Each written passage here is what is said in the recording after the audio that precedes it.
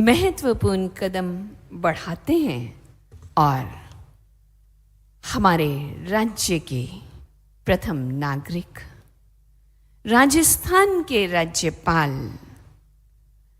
माननीय श्री हरिभाव बागड़े जी, तालियां।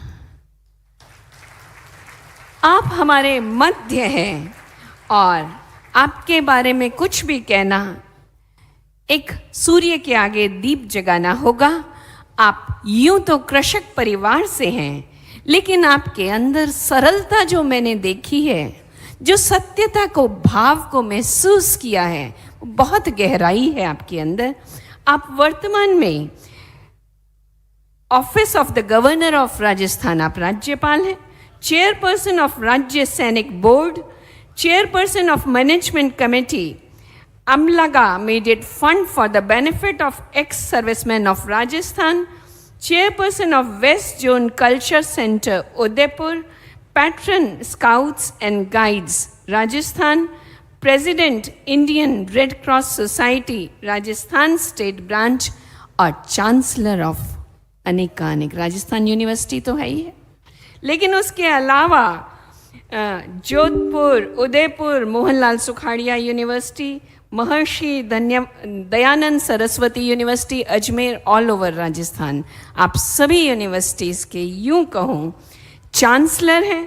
और जो कि मैंने आपको पहले ही बताया, राजस्थान के तो क्या, लेकिन आप राजनीतिक कैरियर में भी आप बहुत अपनी पैंठ रखते हैं। विधायक पद पे आप 6 बार रहे हैं, मंत्री पद पर आपने बहुत सा कार्य किया है, विधानसभा अध्यक्ष भी आप रहे, और अब मैं माइक दे रही हूँ भ्राता राज्यपाल माननीय श्री राज्यपाल महोदय।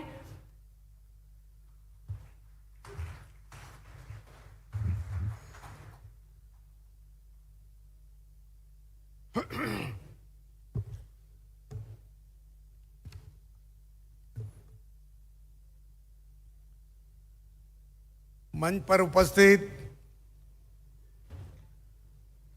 राजयोगिनी परमादरणीय ब्रह्म कुमारी मोहिनी दीदी जी, राजयोगी ब्रह्म कुमार करुण भाई जी, ब्रह्म कुमारी चंद्रकला दीदी जी, ब्रह्म कुमार शंतनु भाई जी, प्राध्यापक डॉक्टर मानसिंह जी परमार, डॉक्टर यश शास्त्री जी, डॉक्टर अजीत पाठक जी, श्रीमती अल्पा चौधरी जी जिलाधिकारी, प्राध्यापक संजय जी द्विवेदी, ब्रह्म कुमारी सरला बहन, समाज के शांति, एकता और विश्वास को बढ़ावा देने में मीडिया के सभी बंधु, नेशनल मीडिया के कॉन्फ्रेंस के 2025 में उपस्थित विभिन्न प्रदेशों से आए सभी मीडिया बंधु, छायाचित्रकार, इनका मैं राजस्थान की ओर से उनको बहुत बहुत बधाई देता हूं, धन्यवाद देता हूं।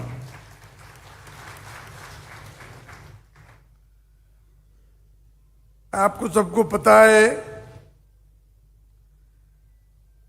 कि ब्रह्म कुमारी प्रजापिता ब्रह्म कुमारी ईश्वरीय विश्वविद्यालय के इस गरिमामय कार्यक्रम में आप सभी के साथ यहाँ उपस्थित होकर मुझे अत्यंत प्रसन्नता की अनुभूति आ रही है। मुझे जानकर बहुत अच्छा लगा कि यहाँ एक जो नेशनल मीडिया कॉन्फ्रेंस आयोजित की गई है, ये समाज में शांति, एकता और विश्वास बनाए रखने में मीडिया का बहुत महत्वपूर्ण भूमिका है। मीडिया को लोकतंत्र का चौथा स्तंभ भी बोलते हैं। मैं ये मानता हूं कि मीडिया लोकतंत्र का चौथा स्तंभ इसीलिए है, वो लोकतंत्र की जड़ों को सींचकर उसे सदा हरा रखने का कार्य करता है। लोकतंत्र हमारे देश में बहुत सालों से हमारे भारत के लोगों के रक्त में ही लोकतंत्र है। मुझे याद है, मैं पढ़ा भी,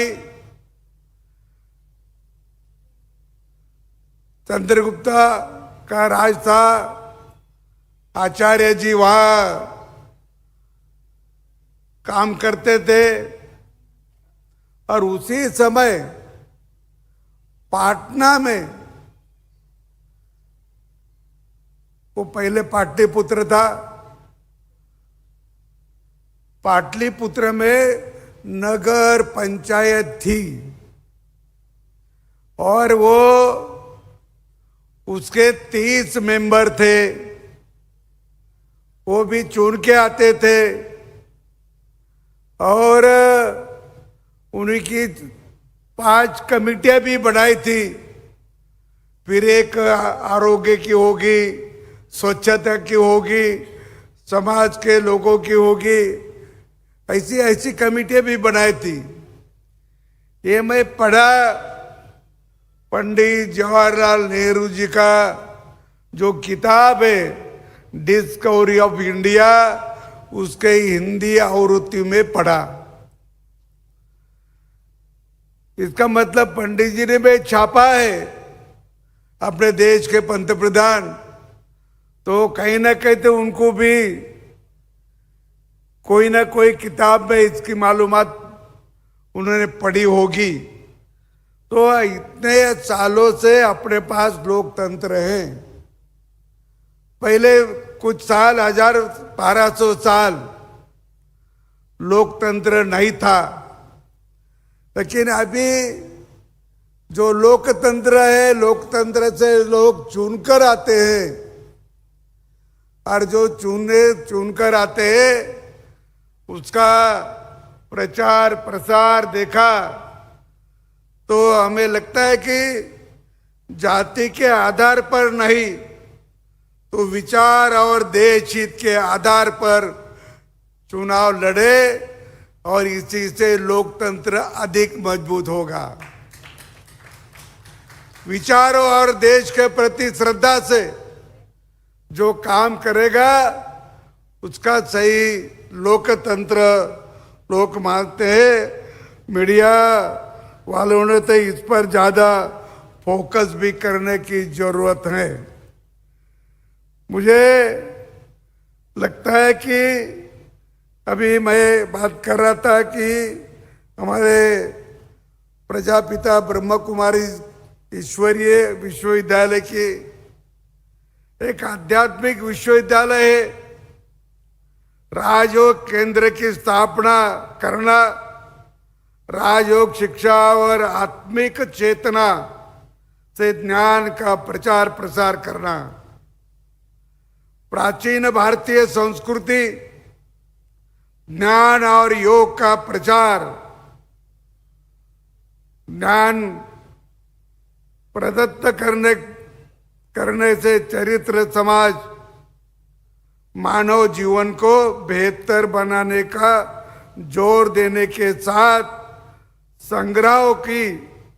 संग्रहालय, किताबों के प्रदर्शनियां, सेमिनार और सम्मेलनों का आयोजन भाईचारों के समर्थन, साक्षरता बढ़ावा देता है।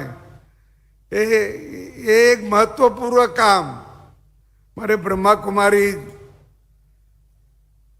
ईश्वरी विश्वविद्यालय की ओर से चलता है, और भी कुछ काम करते हैं। नशा मुक्ति हो, पर्यावरण जागरूकता हो, अंधविश्वास पर विश्वास न रखना, ये भी काम करते हैं। मुझे याद है, मैं पढ़ा है कि 1937 में इनकी स्थापना हुई और वो कराची में हुई। और कराची में जब हुई तो दादा लेखराज जी उनको ब्रह्मा बाबा ये अब कहते हैं और ब्रह्मा बाबा के नाम से वो सब परिचित है। उन्होंने वहाँ स्थापन की और स्वातंत्र के बाद 1-2-3 साल में उनको लगा कि अब पाकिस्तान में रहना ठीक नहीं, तो इधर वो पहले भी आते थे। उनका जो हीरे का व्यापार था और इसीलिए इनके यहाँ उदयपुर के महाराजा के तरफ भी आते थे, पहले भी आते थे। इसीलिए सब परिसर जो है ये उनको मालूम था। फिर उन्होंने ये सोचा कि अपन भारत पे जाएंगे। भारत में कहाँ जाएंगे तो उनको लगा कि ये तो गुजरात से नजदीक है और उन्हें के सभी जो ब्रह्म कुमारी थी वो सब की सब यहाँ आई। अभी उन्हीं का जो आई थी उधर से वो कोई नहीं रही। हमारी मोहिनी देवी भी यहाँ की है और यहाँ का उन्होंने काम किया। और ऐसे ब्रह्म कुमारी बहुत काम करते हैं, हर गांव में जाते हैं, जहाँ जहाँ उनका राजयोग केंद्र है वहाँ लोगों को, महिला को विशेषता वो अच्छा रहने का, शांति से रहने का या उनके जीवन में तरक्की हो ऐसी बातें उनको बताकर अपने इस पे जोड़ी जाती है। और एक विश्व में महिलाओं का इतना बड़ा संगठन और कहीं नहीं, वो केवल प्रजापिता ब्रह्म कुमारी का है। दूसरा कौन सा विश्व में इतना बड़ा संगठन नहीं है महिलाओं का, ये भी आप जानते हैं।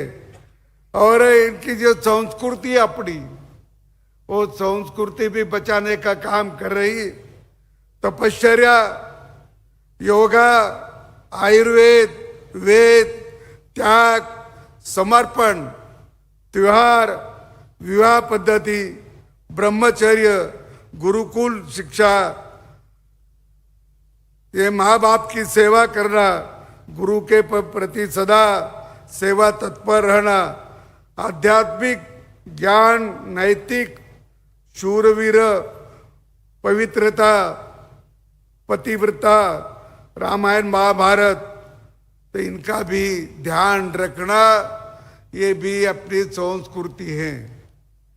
अपनी संस्कृति भारत की विश्व में सबसे पहली संस्कृति है। कितने हजारों साल की संस्कृति है और ये संस्कृति अपनी बिगाड़ने की कोशिश तो बहुत लोगों ने की। 1000 साल से ज्यादा लोगों ने ये अपनी संस्कृति छिन्न विच्छिन्न करने का, उसको तोड़ मोड़ करने का प्रयास किया। मुझे याद है कि भारत का जो गवर्नर थे एक बार, वो लॉर्ड थॉमस मैकेलो, तो उन्होंने 2 फरवरी 1835 में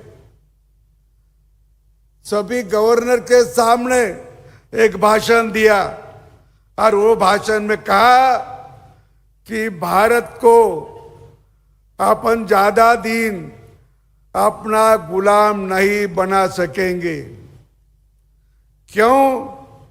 तो उनके पास नैतिकता बहुत है, प्रामाणिकपना, ईमानदारी है, एक दूसरों को मदद करने की इच्छा शक्ति है। और मैं सभी और घुमा हिंदुस्तान में, मुझे कहीं चोर मिला नहीं, मुझे कहीं भीख मांगने वाला मिला नहीं। इनको जब गुलाम करना है तो उनकी संस्कृति जड़ों से उखाड़ना पड़ेगी। और उनकी शिक्षा पद्धति बदलना पड़ेगी। और फिर शिक्षा पद्धति का जो कानून बना है वो 1835 में बना और 1837 में हमारे यहां लागू हुआ। और जब से वही शिक्षा पद्धति चालू थी, ये बदली नहीं गई थी। 1986 में थोड़ा सा बदल हुआ, अभी 2020 में पूरी की पूरी बदल दी। और इस कारण हमारे देश में जो हमारी संस्कृति उखाड़ने का, हमारे जो गुरुकुल है वो बंद करने का और अंग्रेज की पद्धति लाने का जो प्रयास हुआ, इसके कारण हमारा सब भूल गए। हमारा इतिहास हमें मालूम ही नहीं रहा। हमारे इधर इतने योगी लोग थे, बहुत सारे महर्षि थे, लेकिन उनका लिखान हमें पढ़ने की जरूरत है। बाहर के लोगों ने पढ़ा। नालंदा विश्वविद्यालय में जब विश्व में 6 केवल विश्वविद्यालय थे, विश्व में 6, तब हमारे भारत में 2 थे। भारत में 2 थे। एक तक्षशिला था, नालंदा भी था। और नालंदा तो हमारे तो बदरुद्दीन खिलजी ने जला दिया। क्यों जला दिया? तो बोला ये इतनी अच्छी विद्या हमारे देश पे नहीं, ये देश पे नहीं रहना करके वो ग्रंथालय जला दिया। वो 3 माह तक जलते रहा, 3 माह तक जलते रहा। ये जानबूझकर किया। और इसीलिए ये तो आया। और भी कुछ है हमारे यहाँ, उन्होंने बहुत सारे यहाँ कानून बनाया, जिजिया कर लगाया। जिजिया कर लगाया तो बोले तुम जिजिया कर भरो, नए धर्मांतर करो। ये भी किया। ये सब संस्कृति का हमें नष्ट करने की उन्होंने बहुत साल कोशिश की, लेकिन हमारी संस्कृति नष्ट हुई नहीं। अभी तेजी से बढ़ रही है, तेजी से बढ़ रही है। हम क्यों? तो हमारे यहाँ बहुत सारे भारत का विचार करने वाले, बहुत सारे हमारे संत महात्मा जो हमारे दादाजी हो गए कि उन्होंने भारत की संस्कृति बढ़ाने का काम किया, रखने का काम किया। हमारे सनवार भी रखने का काम किया, इसीलिए हमारी संस्कृति बिगड़ी नहीं। और आज अपने को वही करना है कि हमारा देश अच्छा हो, मजबूत हो। आपने सभी ने कहा है कि हम शांति से रहे। हमें तो हमारा पूरा इतिहास मालूम है। हमें किसी पे आक्रमण नहीं किया। सर्वधर्म के लोगों को हम मानते। मुझे एक भी ऐसा जो सनातन धर्म मानता है, उसके कोई प्रवक्ता ने, कोई प्रवचनकारों ने, कई कीर्तनकारों ने, कई भाष्यकारों ने दूसरे धर्म को हमने कभी नाम रखा नहीं, कभी नहीं रखा। ये धर्म अच्छा नहीं, वो धर्म अच्छा नहीं, ऐसा कभी बोला नहीं। लेकिन सनातन धर्म बहुत पिछड़ा है, सनातन धर्म बहुत पिछड़ा है। किसी ने बोला सनातन धर्म एक कोरोना भी है, ये भी बोला। तो हम किसी को नाम रखते नहीं, हमें नाम रखा जाता है। हम शांति से रहते करके उनको मालूम है ये लोग शांत है, 2 थप्पड़ मारी तो भी गप बैठेंगे। लेकिन आप वो दिन नहीं रहे। आज वो दिन नहीं रहे। हम अभी सशक्त हो रहे, मजबूत हो रहे। और किसी ने हमारी शांति बिगाड़ने का कोशिश की, हमारी शांति बिगाड़ने का और हमारी शांति का भंग करने की जिन्हें कोशिश किया, तो उसको भी छोड़ना नहीं। ये बात हमें ध्यान रखना होगा, ये बात भी हमें ध्यान रखना होगा। हम नहीं करेंगे किसी के शांति भंग, हम किसी के पास नहीं जाएंगे, हम किसी को बुरा नहीं कहेंगे, लेकिन हमें कोई बुरा बोला तो हम क्यों सहन करना। इतने साल सहन करते हुए आए करके इतना विच्छेद हुआ। प्राचीन भारत तो बहुत बड़ा देश था। पंडित जी ने और एक बार लिखी है उनके किताब में, वो मैक्स मुलर नाम का एक जर्मन का इतिहासकार था, मैक्स मुलर, और बहुत बड़ा इतिहासकार था, कवि था, लेखक था, सब था। उसी का एक भाष्य पंडित जवाहरलाल नेहरू ने उनके किताब में लिखा है, और वो है कि हमें आश्चर्य होता है, भारत में 2 किताब ऐसे हैं कि हजारों साल का वो किताबों में लोगों की श्रद्धा है, लोगों को उसको हर साल भूलते नहीं, हर साल वो भूलते नहीं। ऐसे 2 किताबें, एक का नाम रामायण, दूसरे का नाम महाभारत है, अभी भी भूलते नहीं लोग, चालू छे। ये मैक्स मुलर ने लिखा और पंडित जी ने उनके किताब में लिखा है। किसी को पढ़ना हो तो पढ़ सकते, हिंदी अवरोती में मैं पढ़ा है। और इसीलिए मैं ये कहता कि हमारे ब्रह्मा कुमारी जी ने जो त्याग किया, तपश्चर्या की, और त्याग और तपश्चर्या के साथ साथ समर्पण किया। ये समर्पण है। किसी को अपना मोह होता नहीं। पढ़े लिखे लोग, हमारी भगिनी बहुत पढ़ी भी है, उन्होंने भी समर्पण कर दिया। ये किसके लिए समर्पण है? कि हमारे देश धर्म के लिए और हमारे समाज के लिए उन्होंने समर्पण किया है। और गांव गांव भटकती है, इधर उधर घूमती है, देश और समाज के लिए, देश और समाज के लिए। और ऐसी समाज के लिए घूमना ये बहुत बड़ी बात है। और तो हमारे यहाँ भी मीडिया का बात चल रही है। मीडिया तो मुख्य बहुत पहलू होते हैं मीडिया के। मैं थोड़ी देर में मैं ये समाप्त करूँगा। प्रिंट मीडिया है, समाचार पत्र होता है, पत्रिका होती है, किताब होते है, ब्रोशर होता है, प्रचार का साहित्य होता है, उसको प्रिंट मीडिया। और प्रसारण मीडिया, इलेक्ट्रिक मीडिया जो होता है वो टेलीविजन होता है, रेडियो होता है, फिल्में होती है।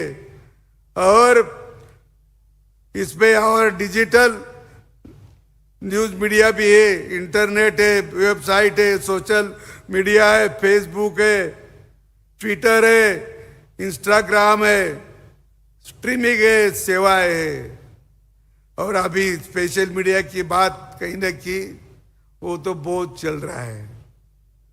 पर कार्य सूचना देना, लोगों को शिक्षित करना और जागरूक करना, मनोरंजन करना और जनमत को ज्ञान देना, ये उनका हेतु है, ये उनका उद्देश्य है। लेकिन अभी ऐसा हो रहा है क्या? इतना होता कि ज्यादा होता है हमारे। और उसमें तो कृत्रिम बुद्धि भी आ गई। कृत्रिम बुद्धिमत्ता से क्या क्या चित्र निकालते और क्या क्या वो मीडिया में डालते। और इसीलिए हमारे यहाँ तो हमारा मनोरंजन तो होता है, पर मनोरंजन का करते करते हम हमारा वैयक्तिक द्वेष पसराने का भी काम करता है, वैयक्तिक द्वेष पसराने का भी काम होता है। और ये परदेश के लोगों के सामने हमारे देश के हमें हमें हमें हमें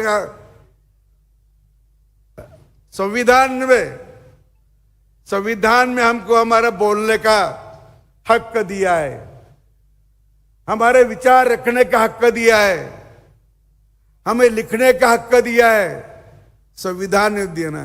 इसका मतलब ये नहीं कि हम कुछ भी बोले, गाली गलौज करे, किसी का नामर्द करे, किसी का अपमान करे, किसी को हम बहुत सारे उसके फैमिली का भी कुछ ना कुछ करे, ये कोई संविधान में नहीं है, कोई संविधान में नहीं। हाँ, तुमको लिखो, तुम बोलो, ये तुमको अधिकार जरूर है, लेकिन दूसरों का अपमान करने का अधिकार तुम्हें नहीं है। कोई हमारे संविधान में कोई कलम में नहीं। तुम बोलते हैं तो कुछ भी बोलो, लिखते हैं तो कुछ भी बोलो, गाली गलौज देना है तो दो, ये बात है संविधान में? संविधान में है कि ये नहीं है।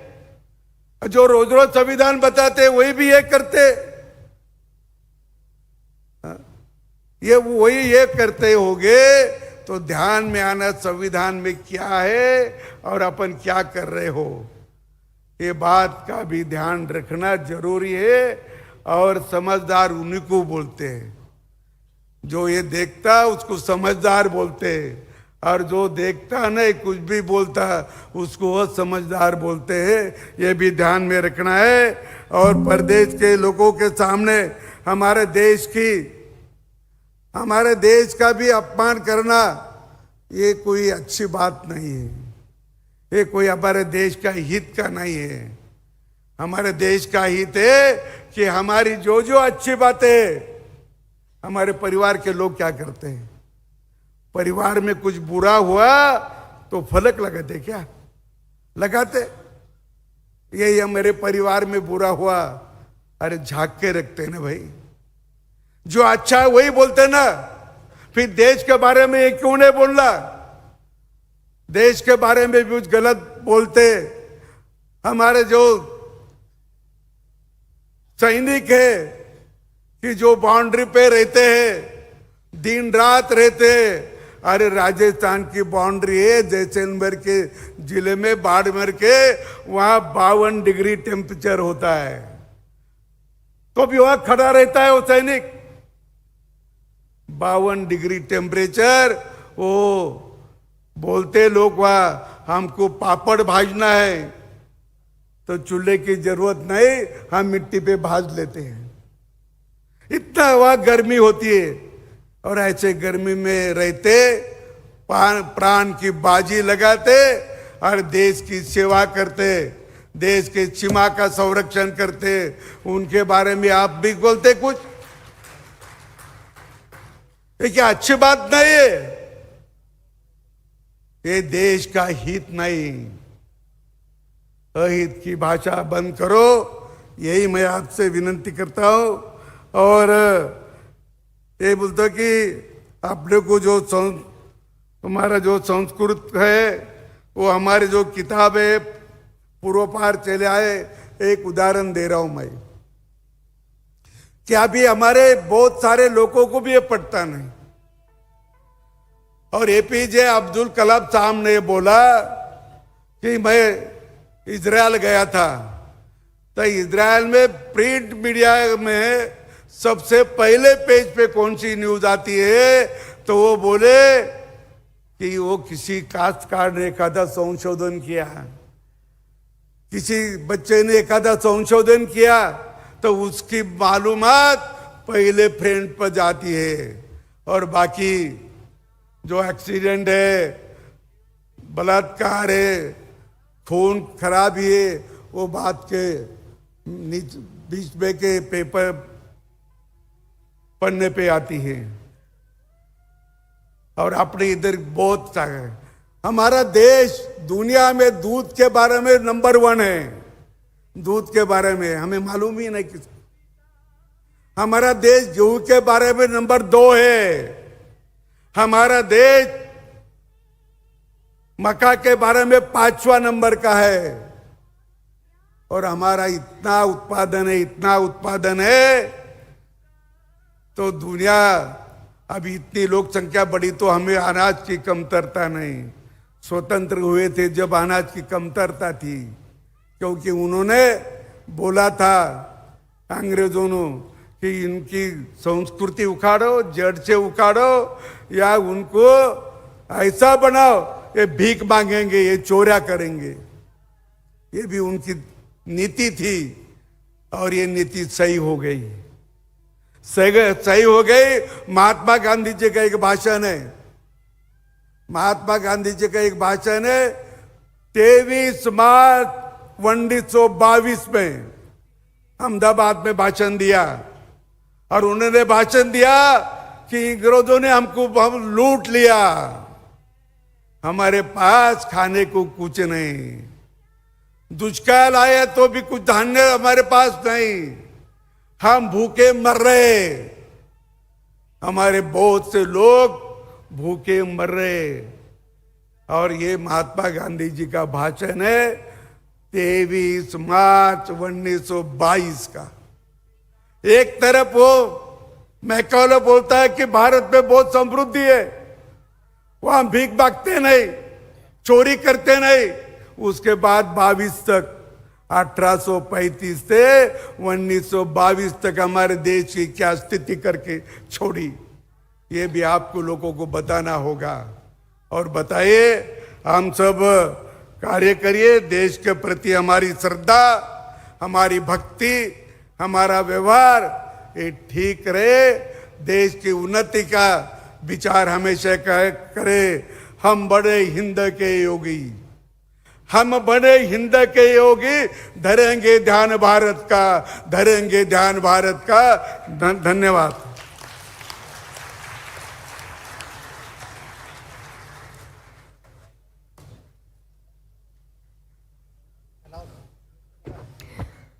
बहुत